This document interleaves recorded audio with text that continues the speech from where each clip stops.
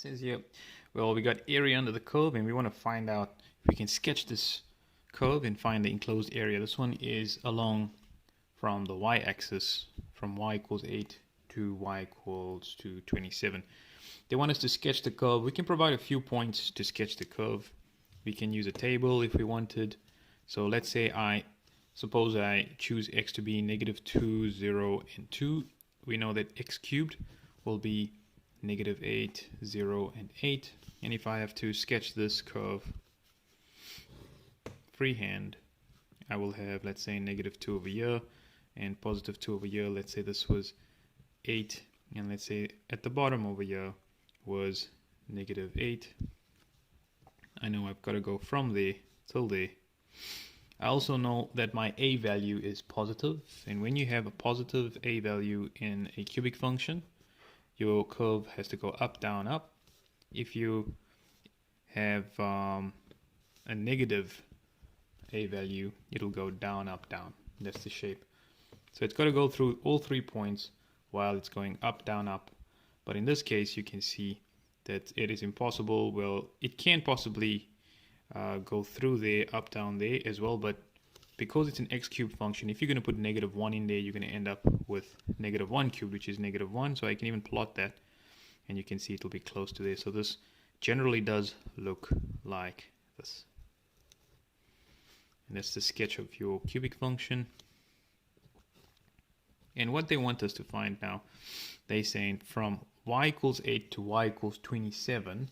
So I've drawn my graph a little short here. So if I have to extend this graph, let's just suppose I extend it all the way this way up till 27. That would be, let me just redraw it quickly. Alright, you can see that's the actual curve and how it should look. It's going from 8 until 27. We want to find out what this area would be over here. So we've got to integrate this now with respect to y. But it's in the wrong form, so we've got to make x the subject of the formula. So we have to then cube root both sides. So x will become y to the power of 1 over 3, because we're going to raise both sides to 1 over 3. Whenever you have a power, raise it to 1 over that power to get rid of it, or to cancel it out to get it to 1. Okay, so that's x equals y to the power of 1 over 3. Now we're going to integrate y to the 1 over 3 dot dy, and we're going to integrate it from 8 up till 27. So all the rules of integration still apply over here. What we're going to have here is we're first going to take y to the 1 over 3 using the reverse power rule. Alright, over 1 over 3 plus 1. In other words, 1 and 1 over 3. 1 times 3 is 3 plus 1 is 4, so it's 4 over 3. And when you divide by 4 over 3, it's the same as multiplying by 3 over 4. We can keep this now in a bracket and substitute 27 first, giving us 3 times 27 to the power of 4 over 3 over 4, minus 3 times 8 to the power of 4 over 3 over 4. We can then calculate this on a calculator. I could easily just take out the 3/4 as well to make my calculation on my calculator easier.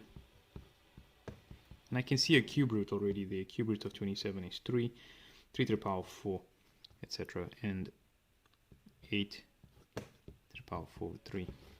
Like I said, cube root of 27 is 3. 3 times 3 is 9, 9 times 3 is 27, times 3 is 81. So this will come to 81. Cube root of 8 is 2.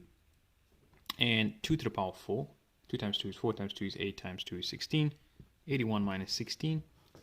And I got 3 over 4. Put it in a calculator, even easier. And I get then 48.75. 48.75 is the area.